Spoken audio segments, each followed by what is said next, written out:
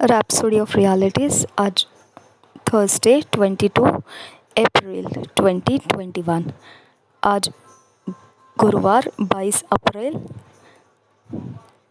आज थर्सडे 22 अप्रैल 2021 2021।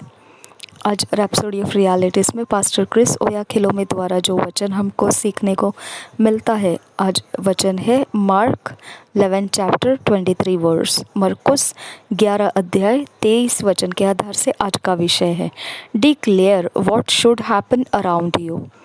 घोषणा कीजिए आपके इर्द गिर्द में क्या होना चाहिए। Declare what should happen around you.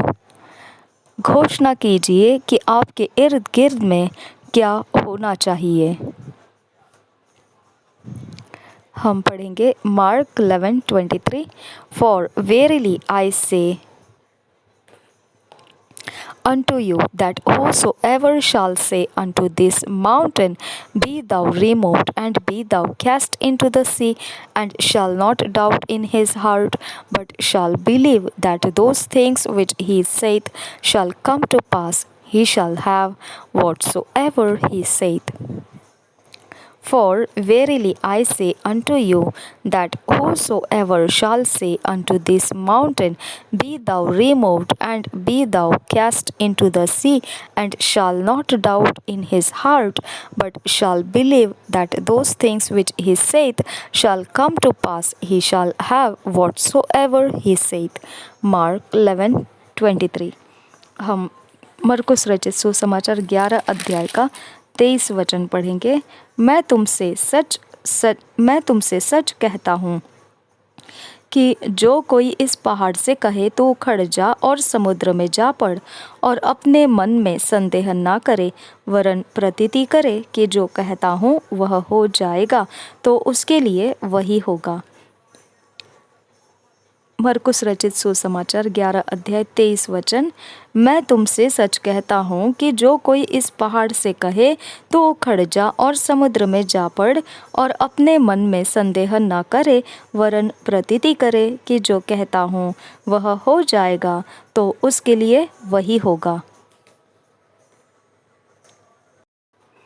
If you are born again and you have got the power to turn negative situations around through your words, अगर आप नए जीवन हो पाए हुए हो, तो फिर आपको यह सामर्थ्य है कि आप नकारात्मक परिस्थितियों को आपके इर्द गिर्द में से आपके शब्दों के द्वारा बदल सकते हैं। Ezekiel prophesied to the wind and commanded life into dry bones, and they came alive. Read Ezekiel 37। यहेजकियल भविष्यवाणी किया आंधी को, और उसने सूखी हुई हड्डियों को आज्ञा किया, और वह जीवित हो गई। यह आप यहेजकियल की भविष्यवाणी 37 अध्याय में पढ़ सकते हैं। You too can talk to anything and have it respond to you. आप भी ऐसा बोल सकते हैं किसी भी चीज़ को, और उसका उत्तर आपको मिलता रहेगा। Prophesy to your finances, business, academics, family and ministry. भविष्यवाणी कीजिए आपके आर्थिक अवस्थाओं के ऊपर, व्यापार के ऊपर, अपने पढ़ाई लिखाई के ऊपर, और अपने परिवार और सेवकाई के ऊपर आप भविष्यवाणी करते रहिए। You can create what you want with your words. आपको जो चाहिए उसकी सृष्टि आप करते रह सकते हैं आपके शब्दों के द्वारा। The Bible says we speak the wisdom of God in a mystery. 1 Corinthians 2 chapter 7 verse. पवित्र बाइबल बताता है, पहले कोरिन्थियों के 2 अध्याय 7 वचन में, पहले कोरिन्थियों की पत्री 2 अध्याय 7 वचन में पवित्र बाइबल बताता है, परंतु हम परमेश्वर का वह गुप्त ज्ञान भेद की रीति पर बताते हैं। परंतु हम परमेश्वर का वह गुप्त ज्ञान भेद की रीति पर बताते हैं।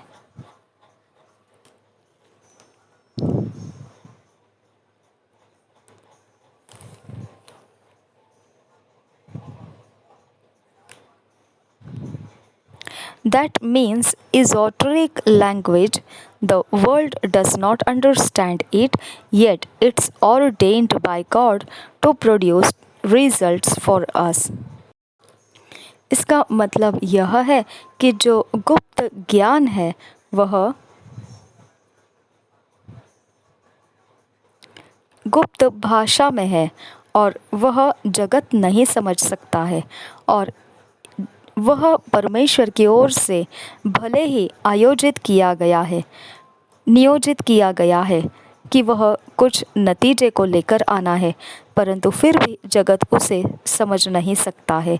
ऐसा वह गुप्त भाषा का ज्ञान है, ऐसा वह गुप्त भाषा है। ग्लोरी टू गॉड, महिमा हो परमेश्वर की। What kind of words do you speak? किस प्रकार के शब्दों को आप बोलते हैं? आर दे कंस्ट्रक्टिव और डिस्ट्रक्टिव वर्ड्स? क्या वह बनाने वाले या फिर नाश करने वाले शब्द होते हैं? Remember, the breeding ground for wrong talk is wrong thinking, so you must change your thinking first. स्मरण रखिए कि जो उपजाऊ ज़मीन होती है वह गलत बोलने का जो है उसके पीछे गलत सोचना होता है। इसलिए आपको अपनी सोचों को सबसे पहले बदलना पड़ेगा। And don't justify your negative talk by saying I am only saying what's happening around me. और फिर अपने बातों को आप सही बताने की कोशिश मत कीजिए कि भले ही वह नकारात्मक शब्द बोले गए हो, फिर भी ऐसे बोलने की कोशिश मत करो कि मैं तो बस ऐसे ही जो मेरे साथ इर्द गिर्द में हो रहा है उसे मैं बता रहा हूँ। नो, बिल्कुल नहीं। You are supposed to declare what should happen around you. बल्कि आपको घोषणा करने की आवश्यकता है कि आपको क्या चाहिए, आपके इर्द गिर्द में होना है। You are a king of kings, say what should happen.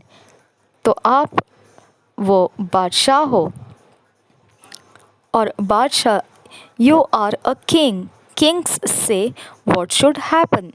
You are a king, kings say what should happen. आप बादशाह हो और बादशाह जो कहता है वही होना होता है। Don't worry if you don't immediately see a change.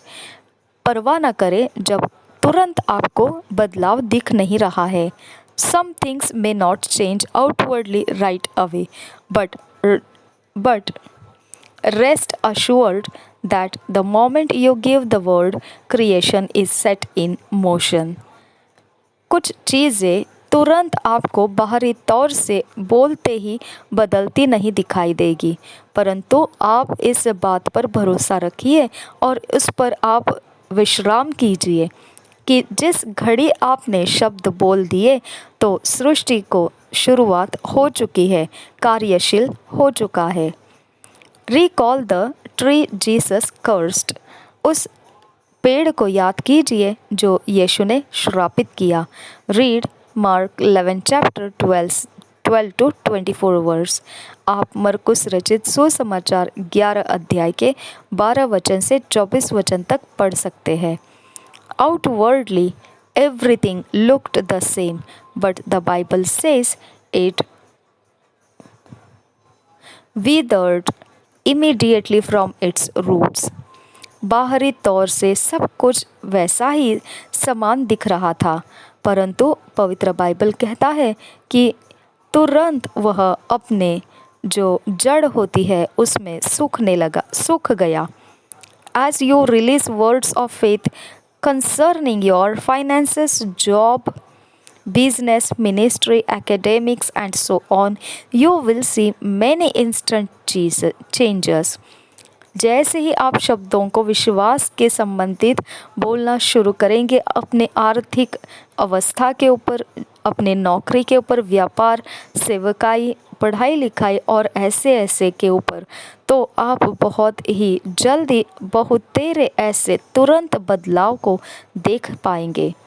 However, there may be other miracles that may take a while to manifest.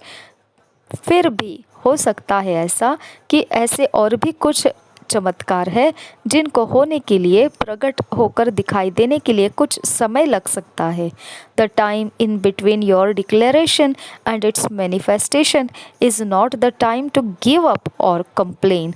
Rather, it's the truth to intensify the pressure on the adversary. You keep speaking with the until the clouds are full.